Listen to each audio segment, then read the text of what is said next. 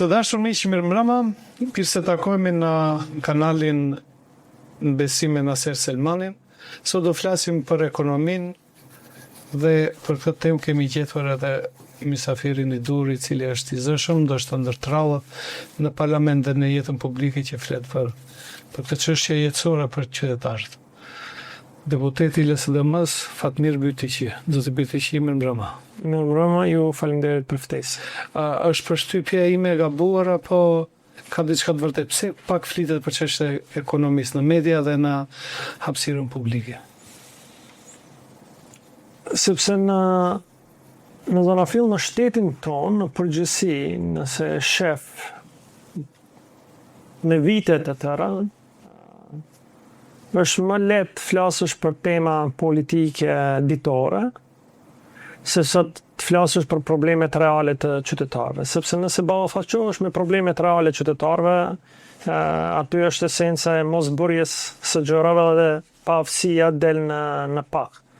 Dhe kur ke një qeveri siç kemi ne për momentin, kur ka një tendencë kapjes gjithçkaje, detyrimisht do flasim më shumë për gjëra politike, gjëra që nuk po them janë të parëndësishme, janë të rëndësishme për jetën e qytetarët, po do i ikin çështjeve ekonomike se shumë pak kanë bë dhe shumë pak janë duke bë.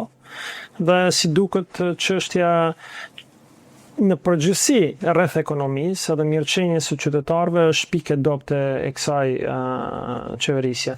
Po bëhen qeveria po i afrohet gjysmës mandatit. Në programin e saj qeverisës premton të rritje të qëndrueshme dhe të lartë ekonomike. Si e vlerësoni ju bilancin ekonomik të kësaj qeverie në këto 2 vitet e para të qeverisës? Po e vërtet, disa ditë në ndajnë, në fakt, prej 2 vjetorit të qeverisë. Nëse do kishe vlerësu në terma ekonomik të asaj çfarë kam premtu dhe çfarë është realizu, po e them nga aspekti makroekonomik,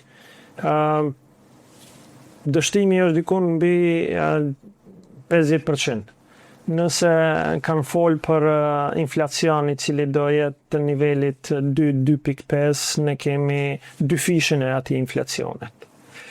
Ose nëse do kisha thënë për rritjen ekonomike, flitshën për rritje ekonomike për 4 deri në 5%, vitin e kaluar e mbaruam dikun me 2.7, 2.8% si vjet, besoj nuk do e te i kalojmë 3%, që është prap pothuajse 50% më pak se sa ajo që kanë planifikuar. Po në përgjithësi, ajo çfarë mund të them është që qeveria shumë pak ka bë gjatë këtyre 2 viteve, edhe pse ka një tendencë që të thonë se kanë qenë të goditura nga kriza, por e vërteta qëndron se vetëm 2 muajt e fundit, 3 muajt e fundit kemi krizë në rajonin e Evropës, nëse mund ta thush, sepse rajoni i Evropës nuk është i prekur prej krizës lindjes së mesme, luftës mes Iranit dhe Shtetet e Bashkuara të Amerikës dhe Izraelit, dhe një dallim që kjo qeveri mundohet ta thot, por në fakt nuk ka të vërtetë, është se don ta tregon që kjo është një prej krizave më të mëdha që kanë ndodhur ndonjëherë, që nuk është e vërtetë. Po e them, sepse zinxhiri i ofertës dhe posaçërisht të produkteve të cilët ne importojmë shumë pak varet prej këtij rajoni. Përveç një inputi që ne themi në ekonomi është derivati i naftës. Por edhe aty, nëse e shifni, nuk kemi goditje aq të madhe sa që për shembull kishim në vitin 2022-2023 me krizën energjetike. Dhe dini, edhe ju edhe shikuesit, që në fakt ne nuk ishim të heshtur gjatë vitit 2022-2023. Dilnim pothuajse me masa kundër inflacionit dhe me masa ndaj qytetarëve, ndaj grupeve të prekura shumë shpesh.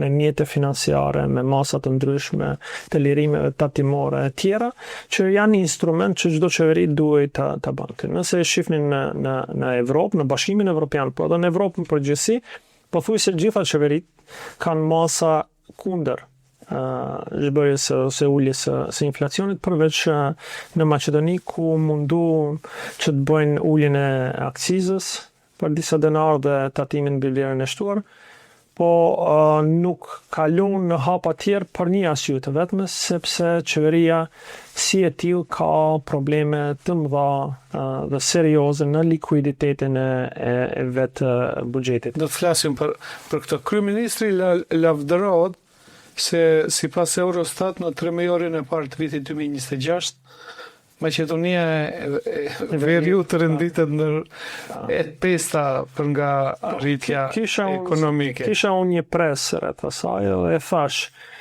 që një herë në radhitit e tretit në Evropë, për rritjen më shpejt, tani po në radhit të pestet, si duket nuk po i hecë, se nëse je i treti, si në të bësh i pari, nuk shkon brapa.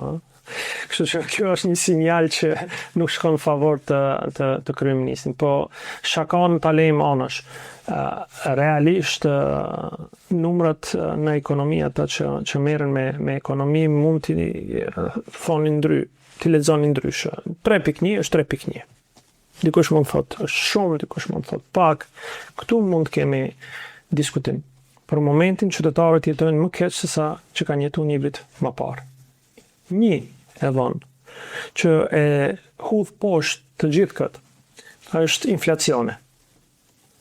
Në muajin prill, inflacioni arriti në 5.7, që i bie pothuajse 2 fysh se sa që ke pas rritjen. Që i bie A i bie kjo që ky inflacioni i lartë e ha rritjen e patjetër.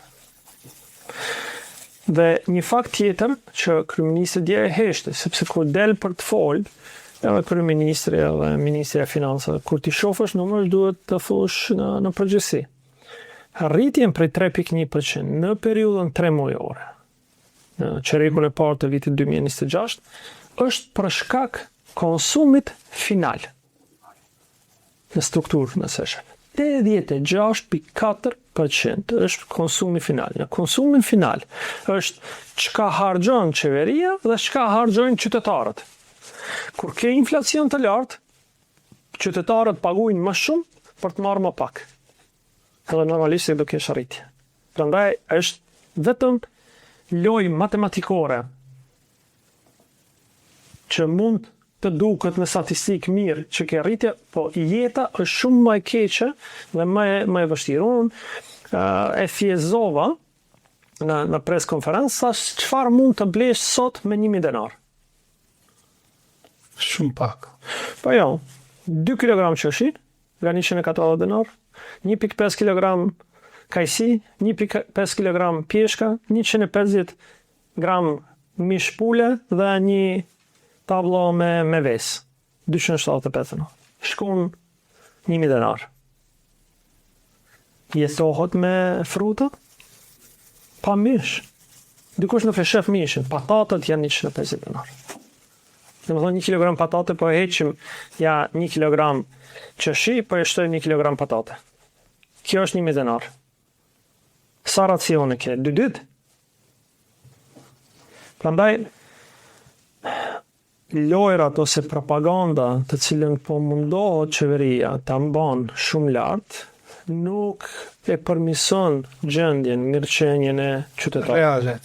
Absolutisht, sepse ti mund ta mbash tërkohën. Prandaj, kjo është një prej arsyeve pse nuk flitet për ekonomi dhe tema ekonomike, po flitet për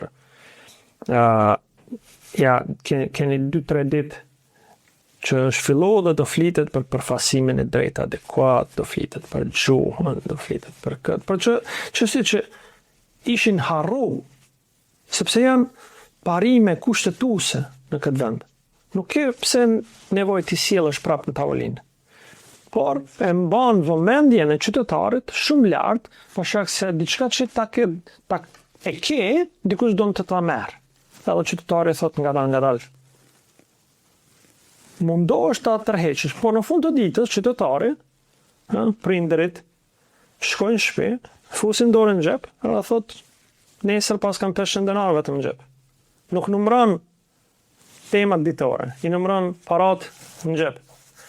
Prandaj kur nuk të ecë mirë, mundohesh ti anashkalojsh këto tema, edhe fatkeqësia e çdo qeverisje është kur fillon dhe largohet, po edhe qeverisja dhe opozitë. Kur fillojnë largohen nga problemet reale të qytetarëve. Edhe ju në uvertirën e këtij emisioni dhe thot një petrole, po sepse mundohem të jem konzistent. Edhe kur kam qenë në qeveri, kam folë për problemet reale të qytetarëve dhe jemi mundu që të zgjidhim problemet reale të qytetarëve. A mund të zgjidhësh gjitha? Jo, nuk mundesh asnjëherë. Se s'ke kohë, s'ke mjete, për të paktën nuk ik prej problemeve. Kur kemi pas ne goditje të inflacionit, kemi marrë masa kundër inflacionit. Kur kemi pas Covidin, kemi pas masa ekonomike për ta Mbrojtur standardin jetësor. Kur kemi pas krizën energjetike, kemi pas njësoj masa ekonomike për të mbrojtur standardin qytetarëve për mos ketë goditje të mëdha në prej çmimit të arritur të energjisë elektrike. Ndaj komunitetit biznesit njësoj. Kemi ndihmu komunitetin e biznesit për të vazhdu për të investu, për të rrit likuiditetin tek ata, sepse ata janë gjeneruesi i zhvillimit. Dhe tani, kur ju keni një shtet, i cili konsumi finale ka 86.4% që kontribon në rritjen e bruto prodhimit vendor, që i bie afër 14% i ngelet sektorëve tjera. Përpunus, ku hyn edhe industria, importi, edhe eksporti, kur gjitha këto janë në rënje, beso, është shumë e vështirë për të thonë se në afat mesëm, edhe afat gjatë, ky shtet po hes në drejtimin e duhur. Ky është ajo që ne duhet të diskutojmë, se në fund të ditës unë gjithmonë them, shumica kanë fëmijë në shtëpi, ose kanë plane për të pas fëmijë.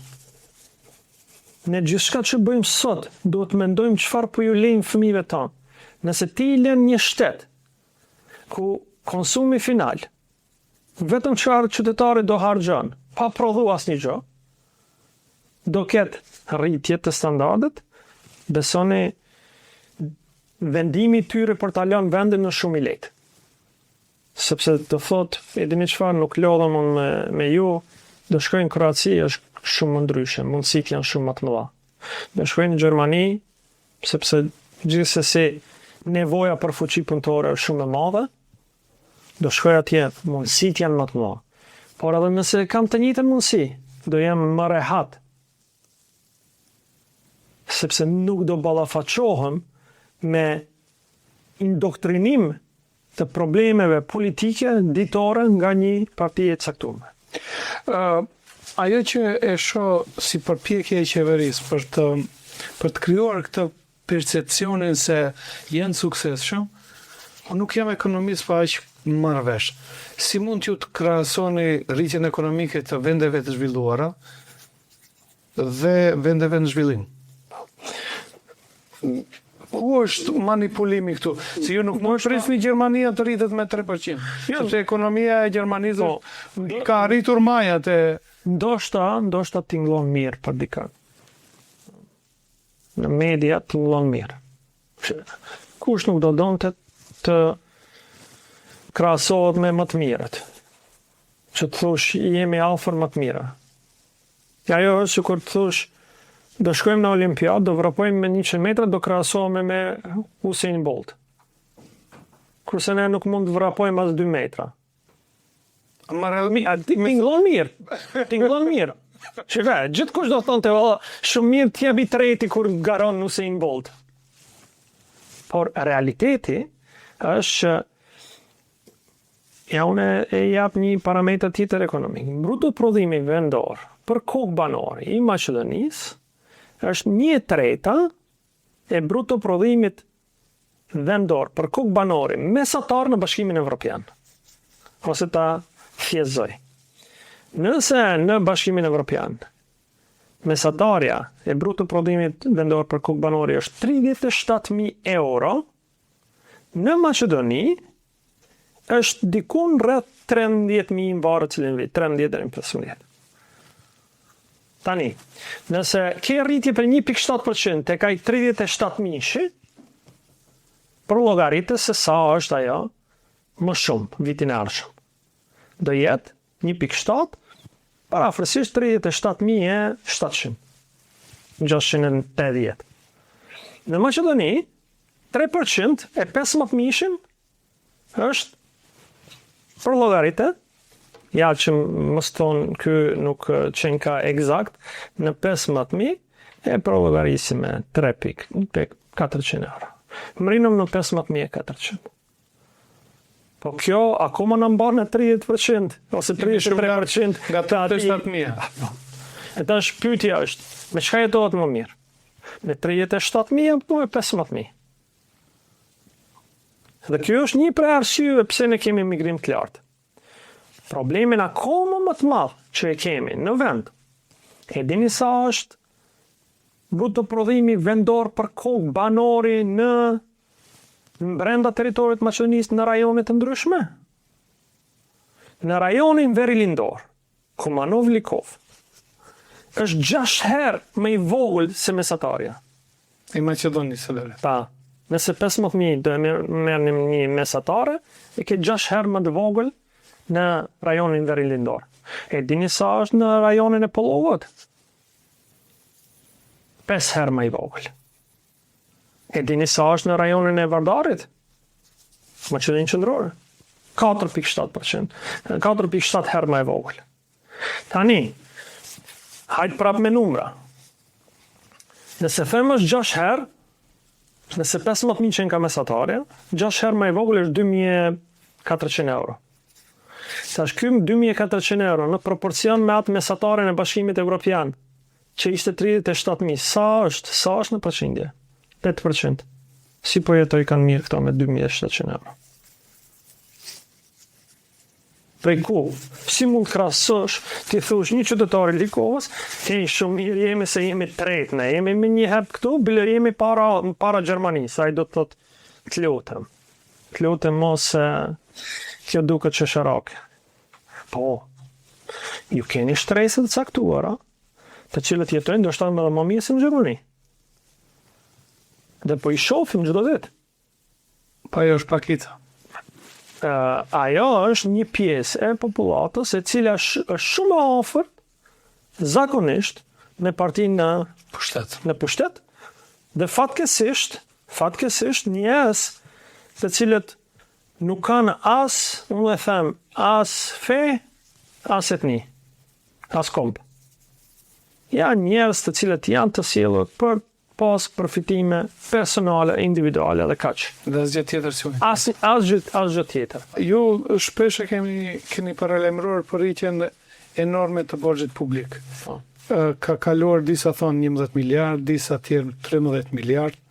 Sa është shqetësuese kjo shifër dhe cilat mund të kenë për momentin kemi arrit 11.1 miliard.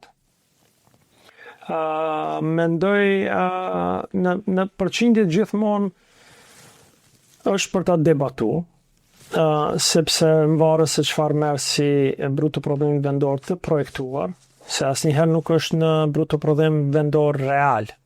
Ti thu borxhi publik këtë muaj ose muajin e ardhshëm do jetë 59.6% në në krahasim me bruto prodhimin vendor, por ai është i projektuar sa do përfundojmë ose sa do e kemi në fund të vitit. Gjithsesi, lëvizja e bruto prodhimit vendor në nivelet e 60%, por edhe mbi 60%, unë prapo e them që t'jem konzistent. Donjëherë nuk do ishte aq problematike nëse huamarrja do krijonte vlerë të shtumë. Nëse ajo do stimulonte aktivitetin ekonomik në vend, nëse vlera e shtumë do thonte se ju investoni në sektor ku multiplikatori është shumë më i madh, do investonit në njerëz, por kur huamarrja është për të mbuluar nevojat e shpenzimeve rrjedhëse në buxhet, sepse keni likuiditet të dobët, atëherë është problematik. Ajo është të merrni hua për dhënë rroga. merrni huall për të dhënë ndihmë sociale. Është kjo rrugë që të çon në bankrot? Tani unë e di që kryeministri dhe ministri e financës nuk dojnë ta ndëgjojnë sepse po thonë dikush po thotë do bankrotojmë, asnjëherë s'kan thonë do bankrotojmë nesër, do bankrotojmë mas një muaje. Por nëse ky shtet nuk merr reforma serioze në të gjitha sektorët dhe nuk e ndërpret zinxhirin e vjedhjes që është duke ka tendencë rritjes, Korrupsione. krimi dhe korrupsionet. Krimi i organizuar dhe korrupsion. Edhe nga kjo qeverisje aktuale, shteti detyrimisht do ketë një scenario si në Greqi. E Greqia ka pas një fat që është anëtare e vjetër e Bashkimit Evropian. Dhe në momentin e dini kur erdha qeveria e Ciprasit me Varoufakis, ministri i financave, kishte një problem të tillë. Për çfarë bën? Morën një injeksion financiar prej Bashkimit Evropian për 30 miliardë dhe zgjidhën problemin. E ne duke mos qenë pjesë e një familje të madhe, nuk dim se ku do marrim. Ne s'dim kush do të na shpëtojë prej. Po shpëtimi vetëm janë qytetarët. Me që po ikim në Bashkimit Evropian, sipas gjitha gjasave, Maqedonia në 5 vitet të ardhshme nuk duhet as të mendon për integrime evropiane me këtë qeverisje. I bie që vetëm populli është ai që duhet i merr gjërat në dorën e vet. Në fakt të përkrah ata të cilët më së miri dinë ta udhëheqin shtetin. Një tjetër argument që e përdor qeveria për shkak të borxhit lart publik është kthimi i mjeteve të kompanive në bazë të tatimit solidar. A mendoni se vendosja e këtij takimit ishte gabim gjatë kohës së krizës nga qeveria juaj, apo problemi është diku tjetër? Jo, mendoj se prapë është një intens tendencë e qeverisë në aspekt propagandistik të nxjerrë në tavolinë një temë e cila nuk është temë për të diskutuar. Pse po e them? Qeveria në vit ka një buxhet për 6.5 miliardë. Tatimi solidar është 50 milion. Total, aq sa janë mbledhur. Dhe për shikuesin duhet shpjegojmë çfarë në vërtet ka qenë tatimi solidar. Tatimi solidar është tatim shtesë që është aplikuar për të gjitha kompanitë të cilët gjatë periudhës së krizës dhe goditjeve inflatore shumë të larta kanë bërë ekstra fitim. Ky ekstra fitim është bërë në kurriz të qytetarëve, sepse qytetarët kanë paguar më shtrejt. Që i bie, unë shpesh e kam thonë një rast. Ne kishim një rast edhe e gjetëm, pastaj kishte një dënim ndaj një kompanie. Pasta, makarona, spagetat. Derisa ishin masat antikrizë që i jepte qeveria, ishin me një çmim, kishin marrë shfitimi për 10%. Ishte e ngrirë, s'kishte mundësi. Ditën e dytë, pasi masa antikrizë u hoq, marzha i fitimit ishte 72%. Shikoni, unë ndjehem si njeri i përgjeshëm. Unë nuk mund t'im shel syt dhe të them që kjo është në rregull për qytetarin. Ai i cili ka marrë vendim që të arrit marzhën e fitimit për 62%, për të pasuru, do paguën më shumë shtetit, që këto pare t'i kthehen qytetarëve. Dhe gënjeshtra më e madhe e kësaj qeverie është janë kesh përdor.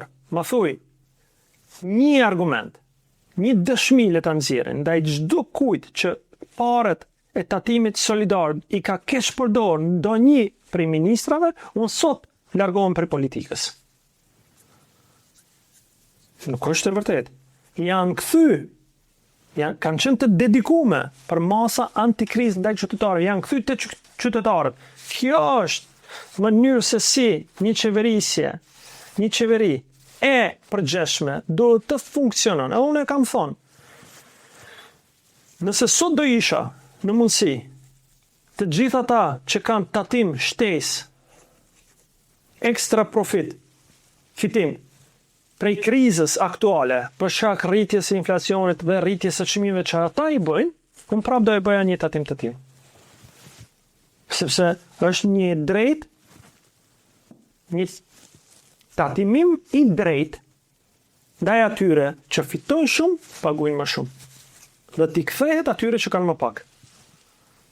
Nuk është këtu çështje e Robin Hoodit, por ju do t'i trajtoni të gjithë në mënyrë të barabartë. Shëve, ne atëherë godinim... Ju bile keni përdorur një argument tjetër që shpreh një farë dyshimi, jo se 100% i sigurt, por ju tha që pse atëherë kjo qeveri, kur lënda shkoi në gjykatën kushtetuese, kërkoi, nuk ofroi argumente për ta mbështet masën se ka qenë informatat që unë kam janë që kur gjykata kushtetuese ka kërkuar mendim, qeveria ka hesht. Nuk ka dërgu mendim zyrtar, nuk e ka justifikuar. Absolutisht. Dhe unë po them, unë kam thonë edhe do e them edhe do vazhdoj ta them. Një ditë do del e vërteta në shesh. Cilët janë ata kompani të cilëve i është marrë tatimi solidar dhe i është kthyr tatimi solidar, dhe cila është lidhja eventuale e tyre me pushtetin aktual. Mos voll, ndonjë prej tyre ka qenë donator ose përkrahës i kësaj partije në pushtet gjatë ardhjes së tyre në pushtet. Në mënyrë të drejtë për drejtë, apo të ndërtuar. As nuk janë pjesë e shërbimit inteligjent financiar, po ka institucione ky shtet që në momentin, ndonjëherë, që në momentin kur të jemi pjesë e një familje të madhe, do i konstatojnë. Tani mund të më shilen sytë, edhe njëri sy, edhe një sy e gjysë, dy sy. Por në një moment caktuar, do vjen ndonjë Laura Koveçi, prokurore e cila nuk e njeh as X-in as Y-in, do thotë nga dal, po të shohim. Ju thoni që gjurmë ka. Mendoj se ka. Mendoj se po. Ministra e Financave parashikon një deficit buxhetor për 300 milion euro, ndërsa opozita flet për një deficit dukshëm më të lartë. Po, ku bazohet dallimi mes këtyre parashikimeve? Domethënë, Ministra e Financave, që ti shoh numrat, Ministra e Financave gjatë sjelljes së propozim buxhetit planifikon në përqindje 3.5% të bruto prodhimit vendor si deficit. Ne i shohim numrat aktual. Për momentin 75% e deficitit buxhetor është i harxhuar, është fundi muajit 5. Je një familje, edhe ke planifiku që këtë vit do kesh 100 njësi të hyra në shtëpi. Po ke 130 njësi për t'i harxhu. Ty të mungojnë 30. Çka bën?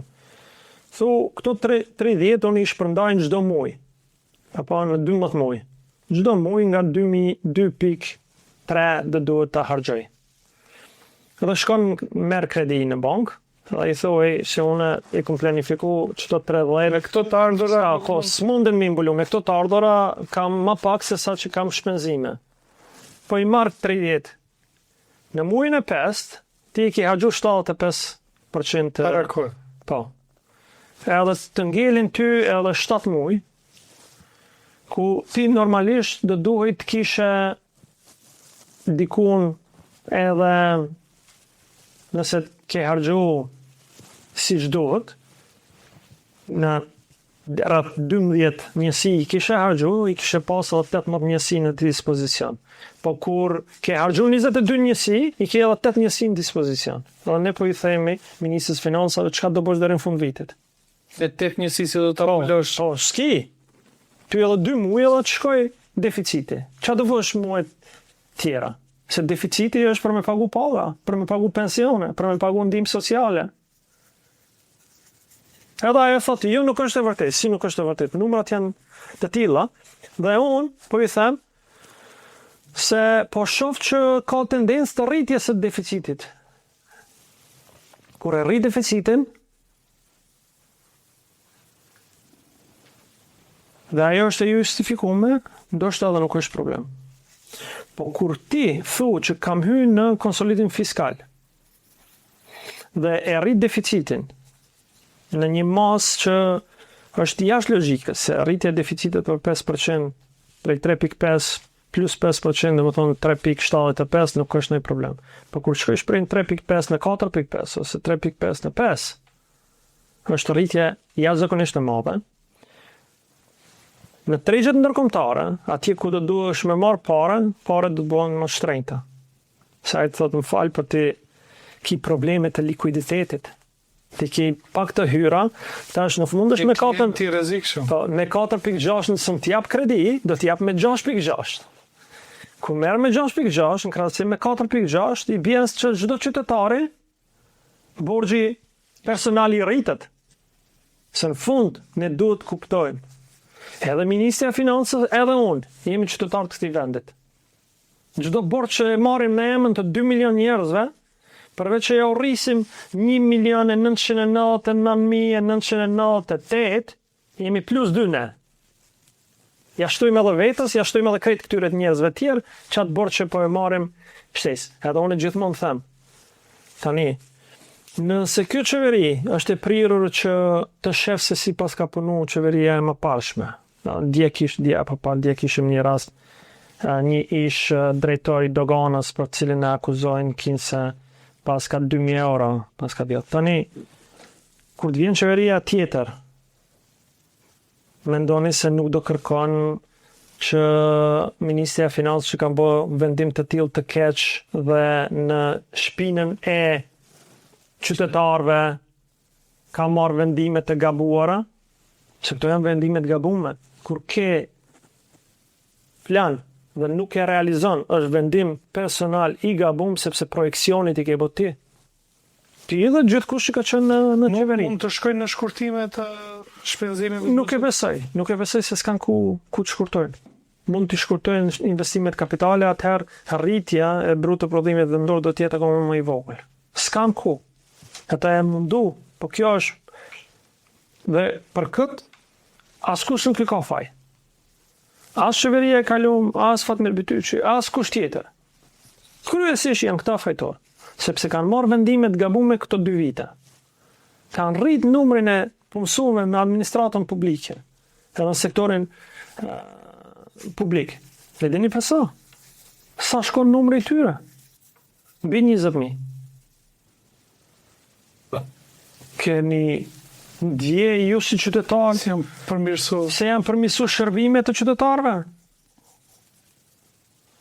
Është për të rehadu militantët partijak. Shumica e tyre nuk shkojnë punë. Këtu është problemi. Edhe këtu po flasim shkurtim. Ajo është kjo qeveri e gatshme për të shkurtu këto shpenzime? Nuk është. A do vazhdon tendenca e rritjes së numrit në sektorin publik? Do vazhdon. Ju keni kjo është një si ta them një problem me dekada. Por një ditë ju duhet të thoni këtu përfundon gjithçka. Mjaft ishte sepse unerën e kia Ju realisht keni paralajmëruar për rreziqe serioze në financat publike, cilat janë treguesi që ju bëjnë të mendoni se ekonomia mund të përballet me probleme të mëdha fiskale. Po, unë e thash, ka disa aspekte. Sinjali i parë është dhjetori 2025. Për herë të parë pas mos them 34 viteve, se ndoshta nuk e mbaj mend si ka qenë para 30 viteve, sepse nuk jam marrë me ndjekin, po i shoh numrat, sa mund t'i gjesh numrat, po në 20 vitet e fundit nuk është mbajtur mend që qeveria nuk mund të realizon atë çfarë ka planifiku. Kjo qeveri, vitin 2025, pas rebalancit, e përfundon vitin me 8% të hyra më të vogla se sa që ka i planifikuar në rebalans. 6 muajt e fundit që e ka bler. Pikrisht, dikun korrik kishte rebalans, tha do i shkurtojmë pak të hyrat edhe shpenzimet, dhe në fund të vitit, unë kisha në nëntor, fillim nëntore thash, nuk ka gjasa kjo qeveri me këtë trend. Vitin të përfundon 100% realizim të buxhetit. Dhe doli ashtu si që thash, 92%. S'ka ndodhë. Dhe kjo është sinjali i parë që diçka po ndodh në shtet. Ku e them në shtet? Jo në qeveri, jo në institucione. Në shtet në përgjithësi, po ndodh me ekonominë, po ndodh me qytetarët, po ndodh me sistemin financiar, bankar. Se nëse kiti planifiku që do grumbullosh mjete prej tatimeve dhe të hyrave tjera, tatimeve në bazë të ndryshme, dhe kiti 8% të hyra më të ulta, do të thotë se Diçka nuk funksionon. Nuk funksionon diçka. Dhe dykush ka bërë që këtë cikël të ndërpritet. Dhe është po qeveria që e ka bërë një gjë të tillë. Unë shpesh ju them, kur ti i ke borx 200 milion në emër të TVSH-s, sektorit privat, ti duhet të llogarisësh se aktiviteti ekonomik është më i ulët për të paktën 1 miliard. Në momentin e parë, kur ti 200 milion i ki borx dhe nuk ja pagun 2 muaj, llogaritet që 1 miliard e ke aktivitetin ekonomik më të vogël. Nëse kjo tendencë vazhdon për muaj të tëra, fillon çdo muaj ky multiplikohet dhe nuk është 1 miliard, është 1.2, 1.4, 1.8, 1.2, 2.2. Nëse ty ke aktivitet ekonomik rreth 2 miliard më të vogël, ti ke rreth të paktën 380 milion euro në emër të TVSH-s të hyra më të vogla në buxhet. Se vetë ke bo, s'ta ka bo asnjë tjetër. Jo pse sektori privat nuk don, po s'ka mjete. Se ja ke ke mbyll ciklin e likuiditetit është mbyll të. Plus, kur borxhet e arritura, po të papagume, kanë arrit në nivelin e 700 milion, të nivelit qendror edhe nivelit lokal, ti duhet të dish se ky është një problem tjetër serioz dhe vazhdojnë vitet, vazhdojnë muajt, edhe vitet dhe ti nuk e zvogël. Pengon zhvillimin ekonomik, aktivitetin ekonomik të subjektit. Absolutisht. Edhe prandaj ti do kesh rritje të bruto prodhimit vendor për 3.1%, ku konsumi final kontribon me 86.4%. Edhe këto janë sinjalet që dikush vetëm duhet me i lexu edhe me i kuptu. Dhe normalisht duhet me i thonë. Si duket nuk duan ti shohin. Po them sepse jetojnë me prap mirë. Ju shihni sektorin energjetik. Hera e parë, ne prodhojmë, edhe pse kemi mundësi për të prodhu, më pak blejmë më shumë rrymë. E dini që për momentin asnjë prodhues i energjisë elektrike nga energjia e ripëtrishme, fotovoltaike, nuk mund të eksporton rrymën e tyre në Bashkimin Evropian. Pse është shumë e shtrenjtë. Se duhet paguajnë plus 60 euro në çdo megawatt. E dini pse? Pse është taksa e karbonit, i cila mund të eliminohet vetëm me një send të thjeshtë. Të sillet një rregullore në Ministrinë e Energjetikës. Për 2 vjet nuk e sillen atë rregullore. Dikush ka interes që ajo të më të sillet. Po, sepse dikush e blen me 5 euro dhe e shet me 30 euro në shtetet fqinje tona dhe bën tregtime atë. Një nga premtimet kryesore të qeverisë ishte përmirësimi i standardit jetësor të qytetarëve. Atë që e përmendëm edhe në fillim të bisedës. A jetojnë qytetarët e Maqedonisë më mirë pas 2 vitesh qeverisje të kësaj përbërje parlamentare? Unë me plot bindjen, edhe në aspekt ekonomik, edhe në aspekt financiar, edhe me statistika, them që jetojnë më keq.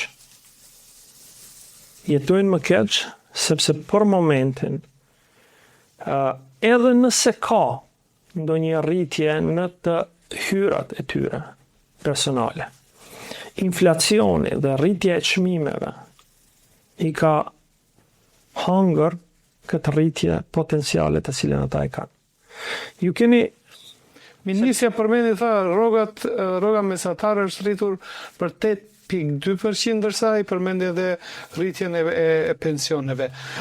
Kjo lufta mes rritjes së pagave dhe pensioneve dhe inflacionit është e balancuar. Është në korelacion gjithmonë, por nuk është në balans. Ju nëse e shifni inflacionin dhe rritjen e çmimit në krahasim me rritjen e pagave, por edhe pensioneve, qytetari në fund të ditës me këto para, edhe pas rritjes, blin më pak se sa që blinte para 2 viteve.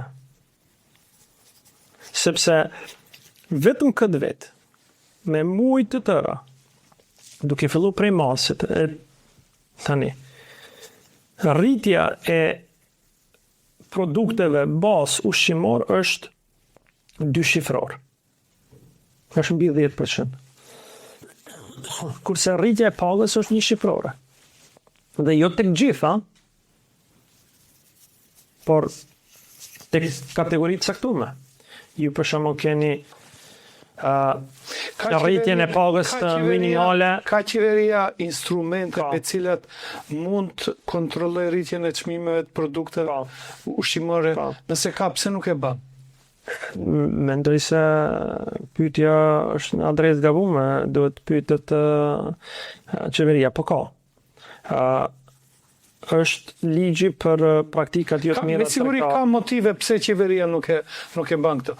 Ka njerëz të përfshirë në qeveri që ndoshta edhe përfitojnë nga rritja enorme. Unë po them një ditë se e vërteta do del në tavolinë. Atyre ju kemi lënë një ligj që quhet ligj për praktika jo të mira tregtare, i cili realisht ju mundson që keqpërdorimet e çdo subjekti ekonomik të ndërpiten. Rritja jo logjike e çmimeve të ndalet, të sankcionohet.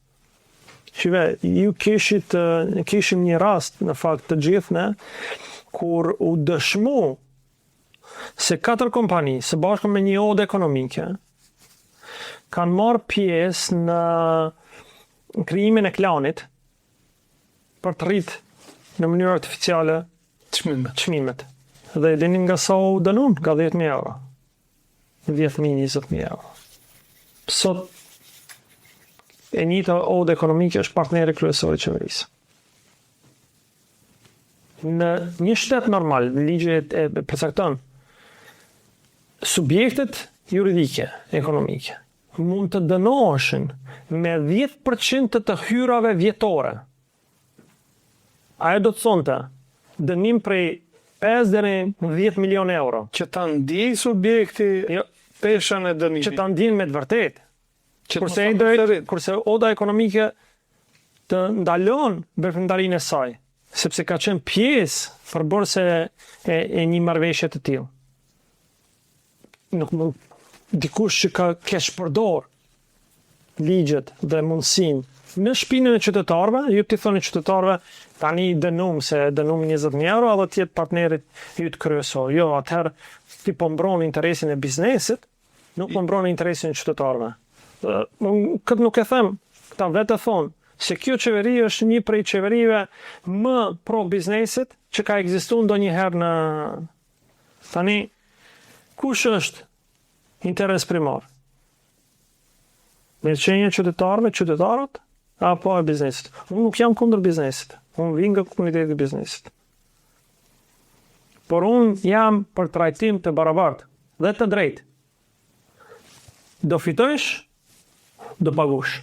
Por nuk mund të fitosh në shpinën e dikujt, duke varfëruar dikë tjetër. Absolutisht. Zotërisht, faleminderit për bisedën. Faleminderit edhe ju. Të dashur miq, ndoqët bisedan me deputetin Fatmir Bytiqi, folëm për bilancin ekonomik të kësaj qeverie në 2 vitet e para të qeverisës, për arritjet dhe mungesat apo dështimet. Faleminderit për vëmendjen dhe takohemi javën e ardhshme. Ndiqni, pëlqeni, shpërndaj dhe komentoj që kjo video e rëndësishme të shihet nga më shumë njerëz në internet.